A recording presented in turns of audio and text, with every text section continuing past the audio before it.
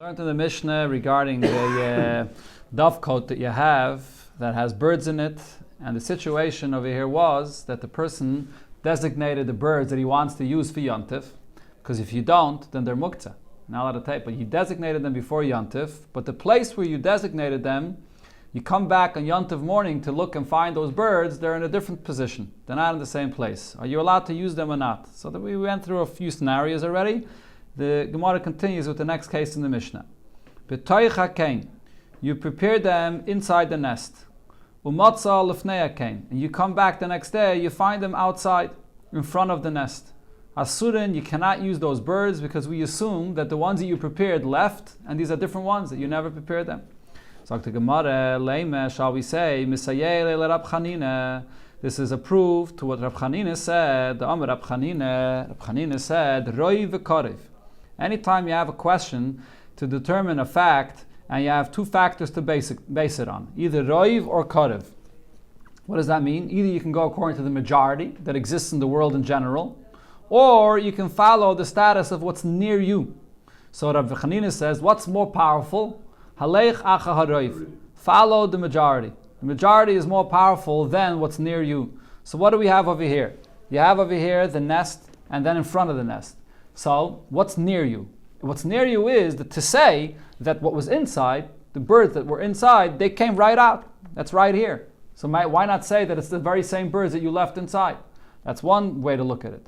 Another way to look at it is, no, most of the birds that exist are not here, they are in the world. Let's go according to the majority. And if I find birds outside, probably they came from the majority of the birds that are outside the world. So what do we see over here? What did it say in the Mishnah? That we assume that they came from the majority of the world, and that's why it's asa to use. So I see over here that you follow the roiv, like Rab Chanina said. Amar Abaye, so Abaye answers, no, there's no raya from here. Why? Bedaf. We're talking about this dovecote that has a ledge in front of it. And because there's a ledge or a platform there, okay, so because it has a ledge there, so what happens? Many, many birds from all around come and sit on that ledge right there.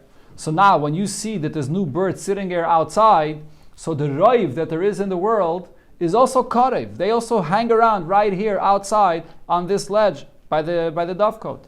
And therefore if you find birds outside, instead of assuming that it came from inside, it makes more sense to assume that it came from the roiv, which is also karev. It's both roiv and karev. They come from the majority, and they're also near because they always hang around. They sit right over there on this ledge. Rava says, no, that's not the chiddush of the Mishnah.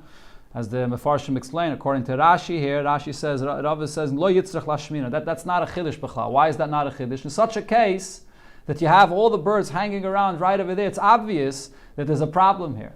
That if you didn't find the birds inside, you find them outside, that I'll now assume that all those other birds, the roiv of those birds that hang around right over here, are the birds that you found.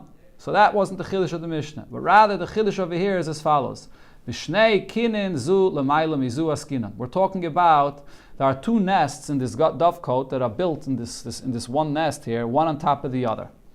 Okay, so now we're talking about these little birds that are here that are not able to fly. We're talking about birds that are maybe able to hop around a little bit. That's the birds that you designated. So now, therefore, what's the chiddush? V'loi mi boye. Now, needless to say, Zimim b'tachtaina, if you prepare the birds in the bottom nest, v'loi zimim bel yaina, and you did not prepare the birds in the top nest. So you prepared them in the bottom. And now, matzah b'tachtaina. Where did you find your birds the next day in the morning, Yontif? Outside, in front of the nest that's on the bottom. V'loi matzah bel yaina. You didn't find anything at the top. Da'asiran. So then, these birds are going to be forbidden for you to use. Why? Because what I'll say is, Hanach Ozlul Alma. The ones that you prepared that were inside in the bottom nest, they left. And Vahanach, these new birds that you have right over here, Ishtarvuvi, Ishtarvu v'noches. They sort of climbed down, they made their way down, and they came from the top down. Because we're talking about very little birds, it's very easy for them. They don't really fly, they just hop around, but they can climb down very easily from the top to the bottom. So because there are two nests there, and the other nest is on the top, so it's very likely that the ones that you prepared that left, they're gone. But now, where did these new birds come from? From the top. They came down from the top to the bottom. So that's needless to say that there's going to be an issue here. Even if you prepared your birds in the top nest. You did not prepare them in the bottom nest. Now, and you find outside the top nest, you find birds there. And there's no birds in the bottom nest. So Hanach Nami Asiri, the Chiddush of our Mishnah here is that even in this case it's going to be Yasser. Why? The Amrinon, because then what I'll say is Hanach Ozlu La'alma, the ones that you prepared left, and the Hanach Sruchi Sarech V'sliko. The birds from below, even though this is more difficult for them to do this, but they climbed up and they sat there outside the top nest. So that was the Chiddush over here. Even though it's not so easy for the birds that are below to do this, but nevertheless, I'm chayshish that this is what happened, that the birds from below climbed up to the top. And that was the Chiddush of our Mishnah according to Rava. The next case in our Mishnah was V'im ein sham ela elo. Ela hein, that is. The Mishnah said, if when you prepared these birds, the only ones that were there are those. Harei lo mutarim. So then it's going to be mutter. Even if you prepared them on the inside, now you find them on the outside, doesn't matter, it's going to be mutter. So what does this mean? What this means is, Erev Yontif, when you came and prepared your birds, there's no other birds in the vicinity. These are the only ones that are around. So then I say, even if you find them not exactly in the same place that you put them, I assume that it's the same birds that you prepared, because there are no other birds in the vicinity. In fact, the Gemara, Heichi Dami, what kind of birds is the Mishnah talking about here? Are we talking about birds that are able to fly far? If so, so I could still say that Hanach Ozlu La'alma, that the ones that you prepared left, and Vahani Yachrininu. And now these are different birds that flew here from a very far place. How could you say, oh, there's no birds in the vicinity? So what? There could be birds that flew from a very far place. Ella b'medadin. So rather, what are we talking about? We're talking about birds, little chicks that are not yet flying, or little birds that are not yet flying. They're just hopping around. So if so you didn't see any birds in the vicinity, so you know that there's no other birds there. But the question is, if there's another nest within 50 ames, adudi idadu. That's close enough that these birds could hop from there to here, and therefore it's possible that these are new birds that came in. And if there is no other nest within 50 ames, so then pshita de mutarim. Then obviously the birds that you prepared are the ones that are here, because there are no other birds in the vicinity. It's obvious that it's mutter. What's the chiddush of our Mishnah? And the Gemara brings the Oma Mar Ukva Bar Chama. Mar Ukva Bar Chama said, Kala medade. The nature of birds when they are hopping, when they're so young they can't fly, they're just hopping. It doesn't hop further away from its nest more than 50 amas. And as Taisus points out, even though Mar Ukva Bar Chama was just an Amayra, how could the Gemara say that the din of the Mishnah is obvious if there's an Amayra that taught it? He was much later. Because this halacha of Mar Ukva Bar Chama is proven from another Mishnah in Masechta Baba Basra. So there's another Mishnah that already said this point. So why is the Mishnah saying it here again? So the Gemara answers, La'olam the Ikke came b'toy chamishim amma. The case of our Mishnah is as follows. There is another nest within 50 amas. However, the chiddush here is Kagain the Kaima b'keren zavis. That other nest is on the other side of a corner of a house, and you can't see the nest that you prepared your birds in, the other nest that's on the other side of the corner. You have here the picture in the Rashi. I think they have it in all Gemaras, right? So it's on the other side of the corner. So if so, I would think that in such a case, Mao de Teime adudi adaduye adadu. I would think that because it's within 50 amas, that the birds will go from one to another, and therefore you should be concerned that the birds that you placed there are not the ones that are still there, and it's new ones that came from that other nest that's within 50 amas. Kamash Mulon, so that was the chiddush of our Mishnah. When the bird hops away from its nest, v'hadar chazi lekanye, and he can turn around and he still sees his nest where he came from. Medada, he continues hopping. V'iloi loy medada. If it's around the corner and he can't see the nest where he came from, even if it's within 50 amas, he's not going to go there. So that's what the Mishnah meant when it said ein sham elahain. There is another nest there, but it's around the corner, and they don't see the original nest, and therefore you don't have to be concerned that those birds came over here. Zog the Heilige Mishnah, Beishamai Yoimrim, Beishamai say, Ein noitlin es ha'ali lekatzav olav basar. You're not allowed to take an ali, which is a pestle. It's a large wooden tool that's used to crush the grains. So you can't take that to use it as a surface to cut your meat on it. Because it's according to Rashi says, that this is a tool, this is a utensil that's used for a malacha that's asar, to crush the wheat. So you can't use that to move it. It's muktzah, you can't use it to cut your meat on it. Beis Hillel matirin, and Beis Hillel say that it's allowed. That's Rashi's pshat. Tosfos actually says that there's an additional problem. We're talking about an ali where there's a muktzah machmas chesar and kiss, meaning that it's a very expensive utensil, and therefore people set it aside and they don't want to use it b'chlal on Shabbos or Yantiv because of the chesar and kiss, which is a higher level of muktzah. According to Tosfos, if it was just the fact that it's muktzah machmas iser, that it's usually used for forbidden use, it wouldn't be us to use it here for permitted use of cutting meat on it. Another halacha regarding shechting, Beis Shammai Yomer. Beis Shammai say, "Ein neisnes ha'or lefnei adosan." So after you shechted your behemah, and now you have the hide of the animal, so you're not allowed to take that hide and spread it out in a place where people will tread on it, and it softens out the hide of the animal. You're not allowed to do that on Yantiv. V'lo yagbienu, you're not allowed to move it, you're not allowed to pick it up, whatever you want to do with it, you want to hang it or whatever you want, you're not allowed to move it. Elam ken yeshimoy kazayis basar. Unless there's a kazayis of meat that you can eat on it, so then it's not muktzah, you're moving the food. But if it's just the hide itself, it's muktzah. Beis Hillel matirin, and Beis Hillel say that this is allowed. So the Gemara Tana, we learned in the Beitza, v'shavin, everybody agrees, she'im kotzav olav basar, if you did use this ali, this piece of wood, to cut meat on it, so it's already done, the meat is already, you used it and you cut the meat on it already, she'asar l'taltalei. So now it's going to be forbidden to move it.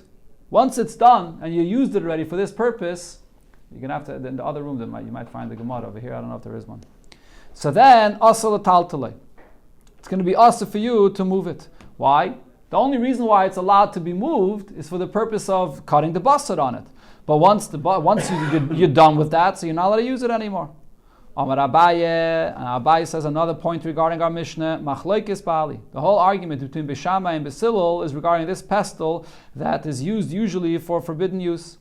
Aval betavra garmi, but this block of wood that's usually used by butchers, like a butcher's table that they usually use to cut the bones of the animals on it. So then Divrei Koil Mutter.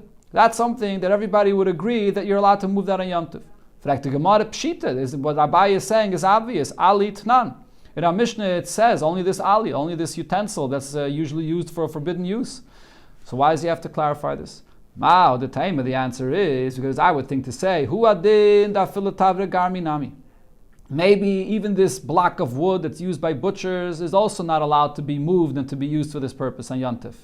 And the reason would be because we're concerned you might move it, it's a heavy item and it's an extraneous activity, and you might then decide, I don't need it. So you'll be an extra tircha that you're doing on Yantiv for no purpose. And diktani ali, and this that it mentions in the Mishnah, this pestle,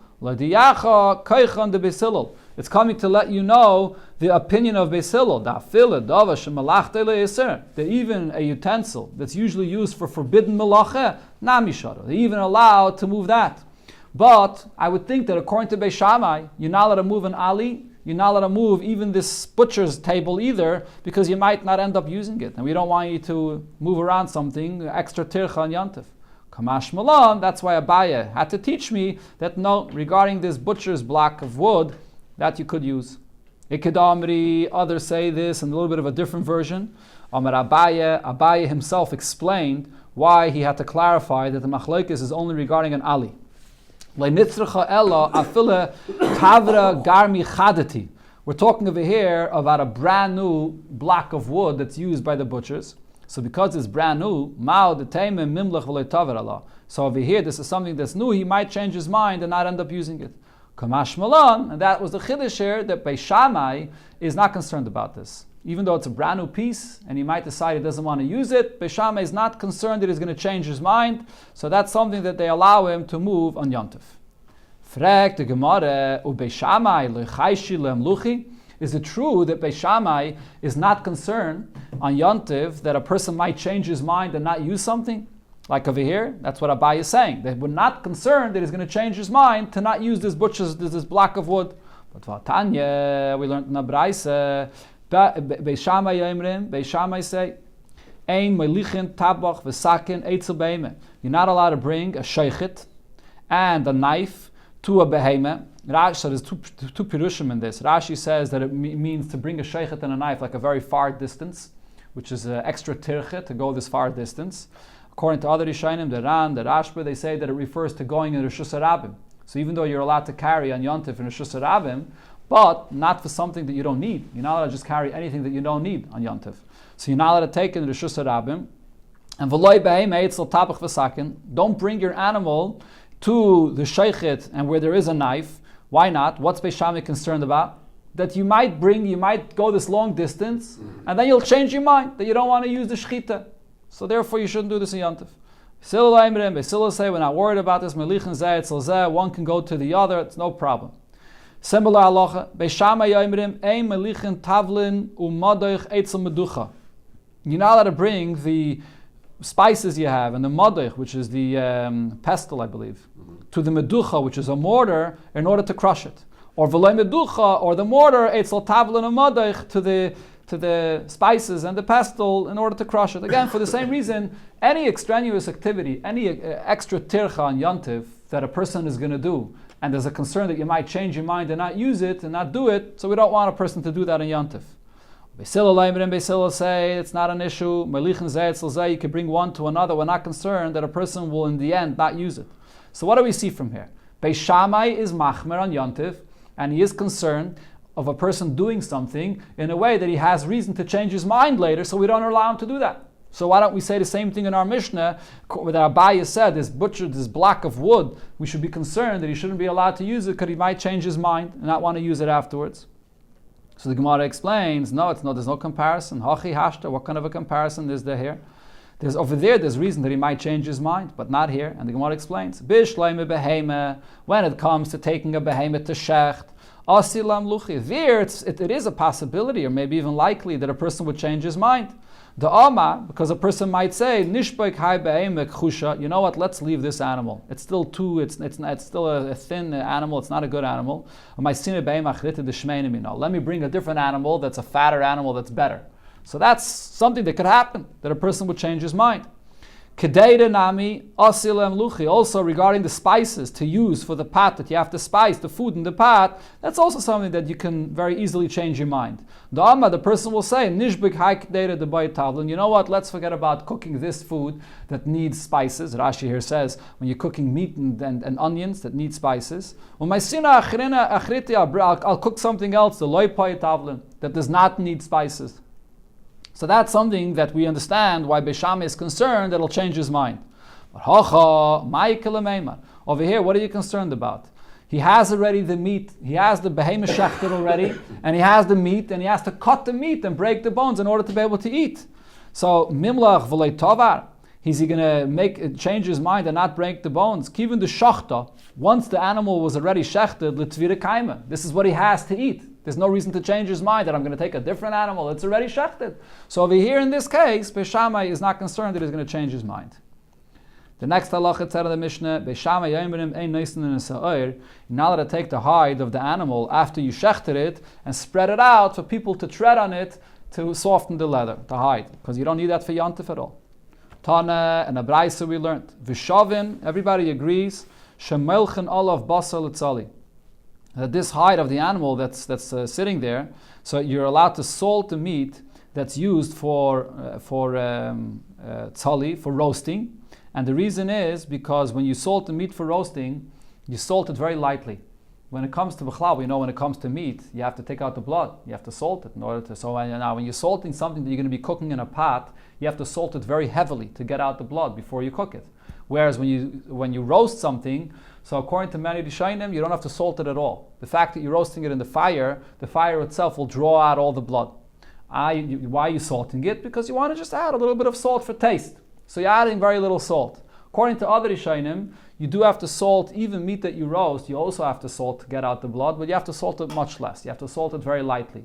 So what's the point over here? When you salt this meat on top of this hide of the animal, the salt falls onto the hide and it's beneficial for the hide itself. That's part of the process of working out this hide. If you look in the Mishnah, the Lamed Tes Malachis, it says Hama Moilchoy V'Hama Abda. It's part of the process of working out the hide to make it fit for use, is salt.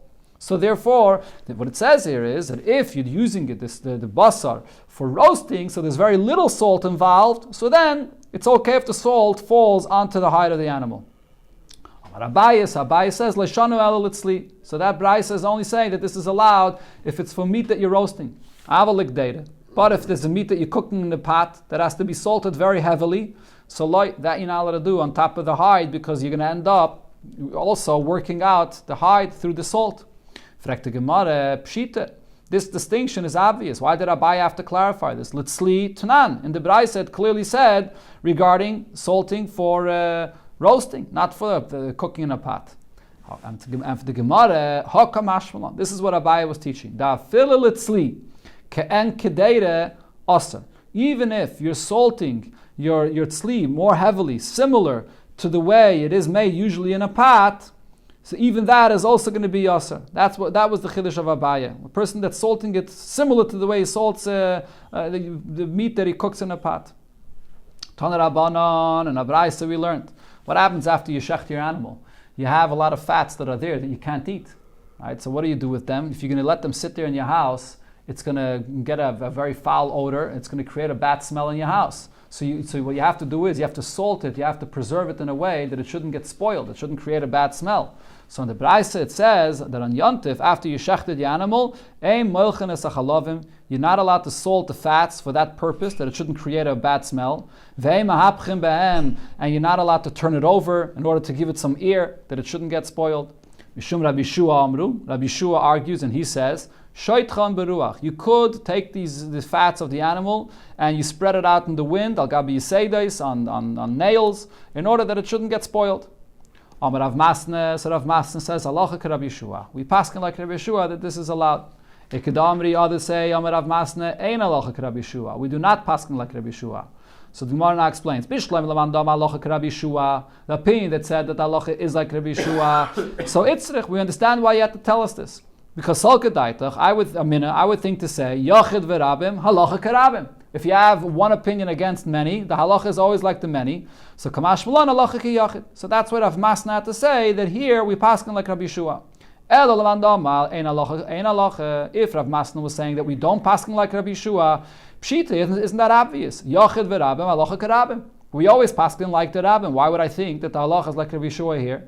So the Gemara answers, because Mao the Taime, over here I would think to say, Mistaver Taime de Rabbi Shua, that the reasoning of Rabbi Shua is makes sense. The loy shadisle, if you're not going to allow a person to take the fats and to hang it or to put it in a place that it won't get spoiled, so then Mimna v'loy shachit, he's going to hold himself back and he's not going to shech in the first place. Because he's going to say, what am I going to do here? I'm going to have this animal, and then I'm going to have meat, but then I'm going to end up with this chaylev, with this fats in my house that's going to make a big stink in the whole house. So why should I go shech b'chlal? So he's not going to have to eat on Yontif. Kamash Malan, that was the chiddush that we, even though he has a very good reason, but nevertheless we don't follow his opinion, and the chaylev is usher to move, to touch. You have to leave it where it is. Frag the Gemara. What's the difference between this case and the case that it said in the Mishnah, that Beis Hillel said that you're allowed to take the hides of the animal, and Beis Hillel says you're allowed to have them spread out for people to tread on it? And there, in other words, the Gemara's question is, as Rashi explains, that there it's the same reasoning. The reason why you're allowed to spread out those hides for the people to tread on it is because if you're not going to allow a person to do that, he's not going to go on shecht. He's going to say, my hides are going to sit there. So he wants to be able to do it, that people should tread on it. So the whole reason is to give a person the ability to shecht. So let's say the same thing over here, benigeh to the fats as well, that if you're not going to allow him to spread it out, he's not going to be able to shecht in the first place. So the Gemara answers it's not the same thing. Hasam loy muchacha milsa. Over there, when it comes to the hides of the animal that you're spreading out, it's not clear that you're just spreading it out for people to tread on it, to soften it out. Why? As the Gemara already said before, these hides that you spread out could also be used to recline in it, to sit on it. That was the derech in those days. They would sit down, they would recline on these leather mats that they had. So therefore, you can think that it's just being made for people to sit on it. But hacha, over here, if you're going to allow a person to go and salt these fats of the animal, people are going to come to say, my time is shadali rabbanon. Why are the rabbanon allowing me to do this? In order that it shouldn't come to create a foul odor. So what difference does it make if I'm going to just spread it out? And what difference does it make if I'm going to go ahead and then salt it on Yontif? I can do either one. I can spread it out, I can salt it, and salting it could actually be one of the Lamates Malachas. You're not doing something for the purpose of Yontif, and that's Mamash Aser. So therefore, that's something that they did not allow at all.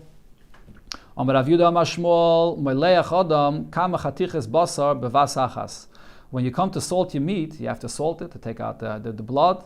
So even though you only need one piece of meat, you can take a few pieces of meat and put it together and salt it all at the same time.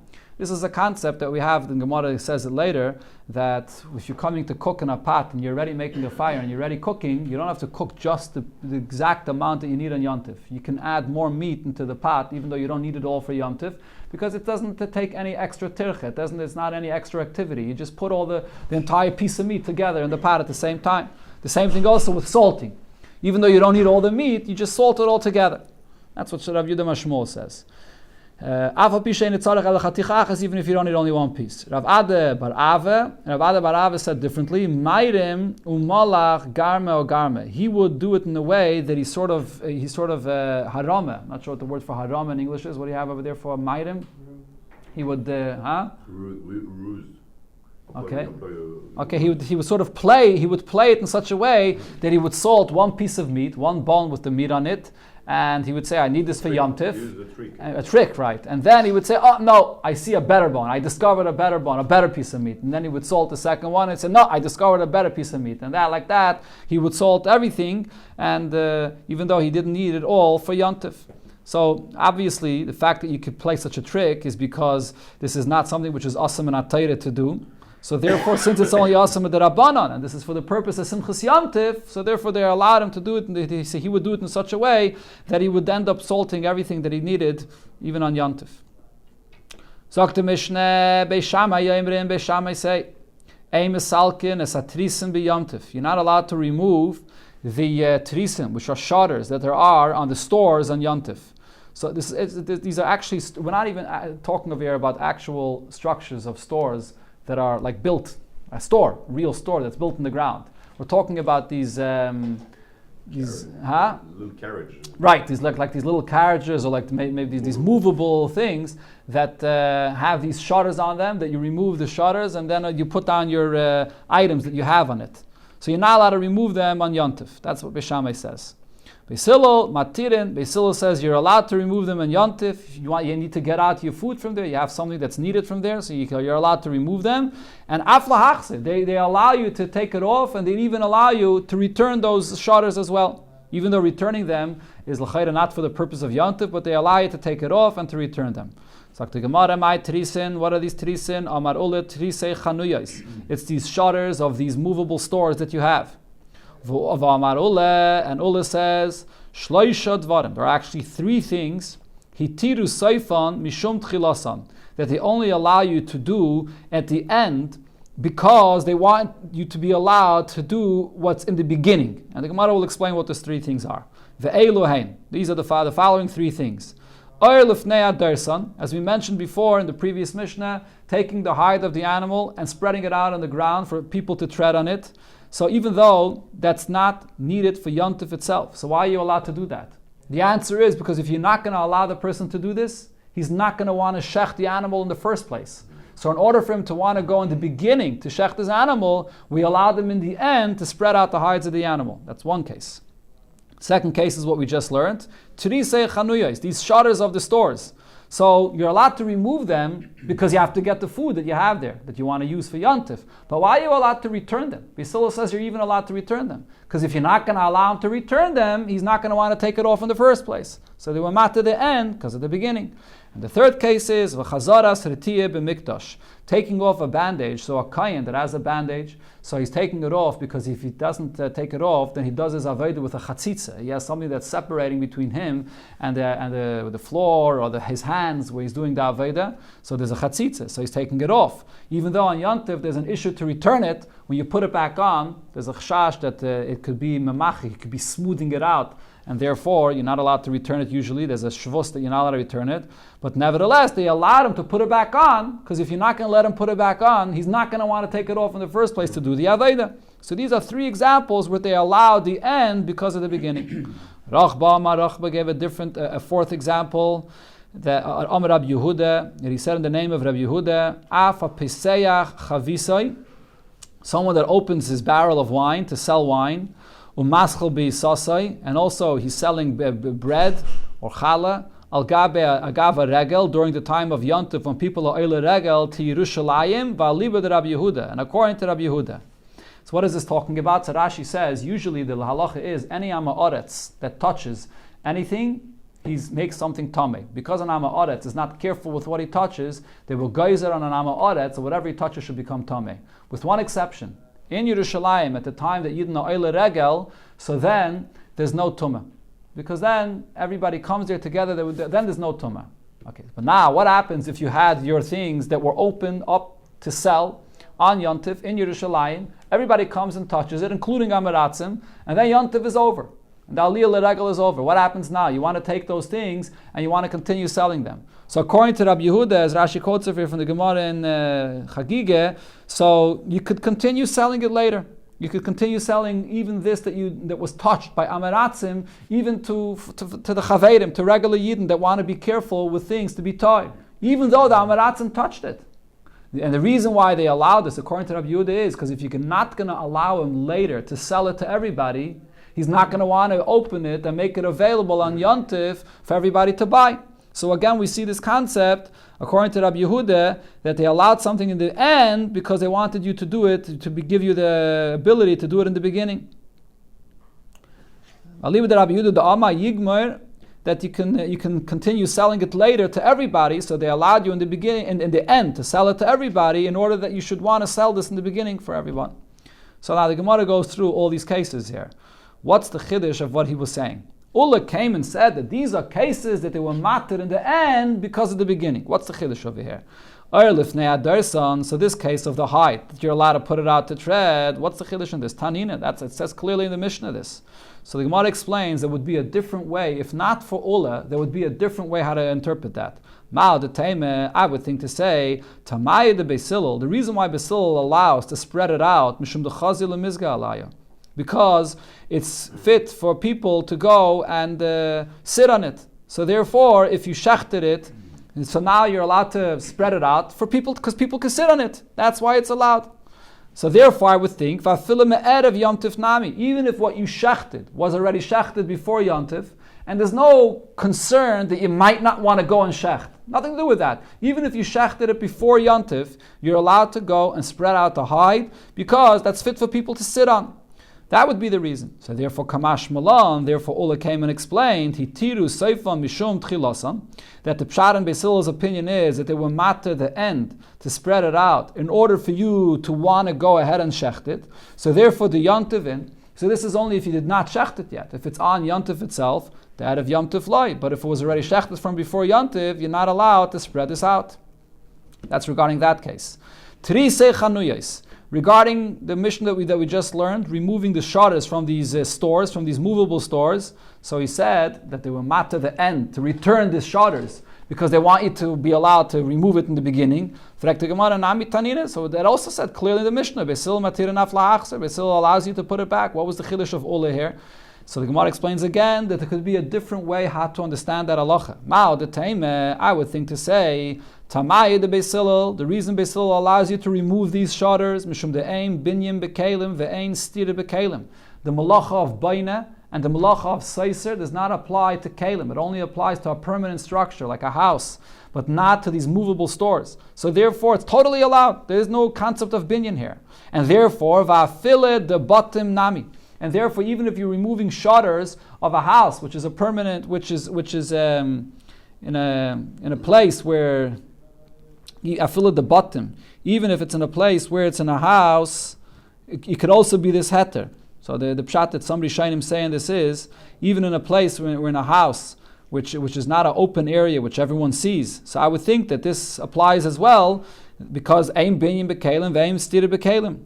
So therefore, Kamash Malon, the Gemara asked to tell me the halacha, Hitiru Seifa Mishum Tchilasam, that they only aser the end because of the beginning. So therefore, the Chanuya is in the bottom loy. This is only regarding the stores and not regarding the bottom. So the difference, the pshat, the difference between the Chanuyas and the bottom, according to the pshat that I just mentioned, which is the Rif's pshat, is that when it comes to the bottom, the person is not concerned about putting it back.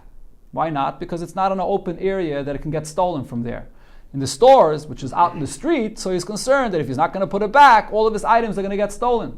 So if the reason is that ein binyan bekalim, ein stira bekalim, so what difference does it make if it's in an open area, if it's in a closed area, that you're concerned something's going to get stolen? Meinaf gemina. There's no issue whatsoever. Ein binyan bekalim, ein stira bekalim. So therefore he's telling you no. That really, Beis Hillel holds that there could be an issue over here of binyan bekalim and stira bekalim, at least with the Rabbanon there's an issue. Elamai, the only reason there's a heter is because if they're not going to allow you to return it, you're not going to want to take it off in the first place. So therefore, that's only by the stores where you're concerned, you want to put it back so it shouldn't get stolen. But by the bottom, by the houses, then there's no reason that they should allow you to put it back. Similar, the Gemara says regarding the last thing that Ola said, Retiyah b'mikdash nami tanina, regarding putting on the retiyah. The putting back on the bandage in the Beis HaMikdash. This was also said in the Mishnah. Machzirin etiyah b'mikdash avaloi b'medina. In the Beis HaMikdash, you could put back on the bandage, but not anywhere else outside the Beis HaMikdash. So what's the chiddush of Ula? So the Gemara explains, Ma'od etayme, I would think to say, Taime ma'ay mishum de'ein shvus b'mikdash. Maybe the reason is because in the Beis HaMikdash we know all gzeiris midrabanan, every shvus, they don't apply there. And therefore, a kayin the lav bar aveidahu, even a kayin, even if he's not even doing the aveidah, it's not just for the purpose of aveidah. There's b'chlal, there's no shvus b'chlal. So therefore, you can take it on, you can put it back. It doesn't make a difference. Kamash Malon, therefore, they asked to tell me over here, Ula came and explained, Hitiru Seifan Mishum Tchilasan. The only reason they're allowed to put it back on is because of the beginning, they want you to go and do the Aveda. The Bar Aveda in, the Lav Bar Aveda Loi. So therefore, for the purpose of you doing the Aveda in the Beis HaMikdash, they allow this. But if it's not for the purpose of the Aveda, they did not allow this. The next case that the Gemara brought before was Pesach es chavita nami, opening up your barrel and allowing the amaratzim to touch it, that's allowed. And then they allowed later to sell it. In the end, they allowed to sell all of this, even to everybody, even though the amaratzim touched it. So this also is a Mishnah. So it says, Tanina Pesach es chavita maschel maschel b'isosai, someone that opened up his barrel to sell to the amaratzim. Or you're selling your dough or your bread to Amaratzim, Al Gava Regel, on the time of Yom Tov, Rabbi Yudah Yigmar. Rabbi Yudah says you can finish, later you can sell it to anybody. The Chachamim Oimrim Lo Yigmar, Chachamim say you can't sell it to anybody. So this is also a clear Mishnah. What is the Chiddush that we're saying here about this Mishnah? Ma'o the Taima, the answer is, because I would think to say, Tumas Ama Oretz Beregel Ketare Shavu Rabbanan. When it comes to the Tumah of Ama Oretz and Yontif, over here, the reason is not because they allowed you in the end in order to start it in the beginning. Rashi says it would be based on a pasuk. The pasuk says that on Yantif, all Yidden are ke'ish echot chaverim. All Yidden are considered to be one like chaverim. There's a sikh from the Rebbe about this as well in Chelik Lamed Zayin, I believe it is, where the Rebbe explains this whole Yidden Barichas that on Yantif, all Yidden come together, in Yerushalayim, all Yidden are like one thing, Yidden are on a higher level. So there, all Yidden, so you would think that then there's no Tumah B'chlal. Not that there is tumah, but Chachamim allowed you to do it. There is no tumah b'chlal. So therefore, that was a chiddush here that. So back into the lashon of the Gemara here. So I would think Amaretz beregel ketare shavu rabbana v'afagav d'lo hischal nami. So therefore, even if you didn't begin yet selling it, you can go ahead and sell it to anybody because on Yontif there's no on the time in Alil Regel there's no issue whatsoever. So it's not just in order to allow you to start. Kamash Malan, Hitiru, Seifa, Mishum Tchilasan. The only reason that they allowed you later to sell it is because of the beginning, and Hischel in, Loi Hischel Loi. And therefore, if he's starting to sell it, and then he has amaratzim that are coming there, so they allow him to have the amaratzim come there and touch it, because once he started, they didn't want him to go and pack up his bags and go away, in order for him to be able to continue to sell to everybody. Okay. So, okay, we'll continue.